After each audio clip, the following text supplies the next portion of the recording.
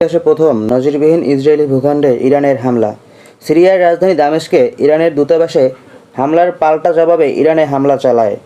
Israeli ভূখণ্ড লক্ষ্য করে কমপক্ষে ৩০০টি ড্রোন ও মিসাইল হামলা চালিয়েছে ইরান। কয়েক দশক ধরে দুদেশের মধ্যে বৈরিতা থাকলেও একে অন্যের ভূখণ্ডে সরাসরি হামলা এই প্রথম।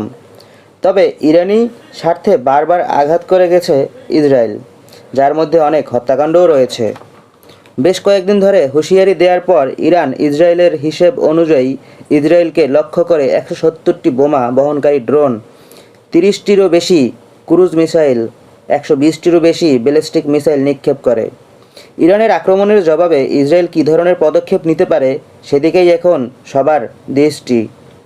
যদিও পাল্টা হামলার পরিবর্তে কূটনৈতিক সমাধানের উপর জোর দিচ্ছে ওয়াশিংটন, কিন্তু এদিকে ইসরায়েলি যুদ্ধ চলাকালীন মন্ত্রিসভা ইরানকে জবাব দেওয়ার সিদ্ধান্ত নিয়েছে এবং জবাব দেওয়ার নির্দিষ্ট পরিকল্পনা চূড়ান্তও করেছে। এবার নিজেদের উপযুক্ত সময়ে এই জবাব দেওয়া হবে। ইরানও বলেছে, যদি পাল্টা হামলা হয় কয়েক সেকেন্ডের মধ্যে দাঁত ভাঙা জবাব দেওয়া হবে। তবে ইরান এবং ইসরায়েলের মধ্যে চলমান পরিস্থিতির পরিণতি কী হতে পারে তা নির্ভর করছে ইসরায়েল ঠিক কীভাবে শনিবার রাতে চালানো হামলার জবাব দেয় তার উপর। তবে মধ্যপ্রাচ্যসহ বেশিরভাগ দেশেই জবাব দেওয়ার বিপক্ষে।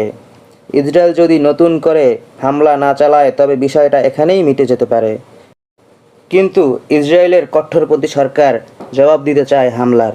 তবে পশ্চিমাদের চাপে আপাতত বিরতি নিচ্ছে ইসরায়েল। এই পরিস্থিতিতে প্রশ্ন উঠেছে, কোন পথে হাঁটবে ইসরায়েল?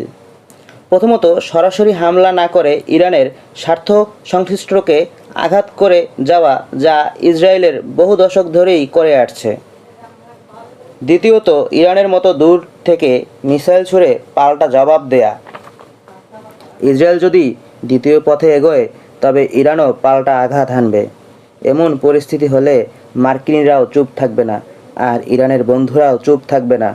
আর ইরানের উপর হামলা মানেই ইরান বন্ধ করে দেবে হরমুজ প্রণালী, যা বিশ্ব বাণিজ্য বাজে পরিস্থিতি তৈরি হবে, যা সামাল দিতে পারবে না গোটা বিশ্ব। আপাতত এই পরিস্থিতি ঠেকাতে মরিয়া পশ্চিমা বিশ্ব।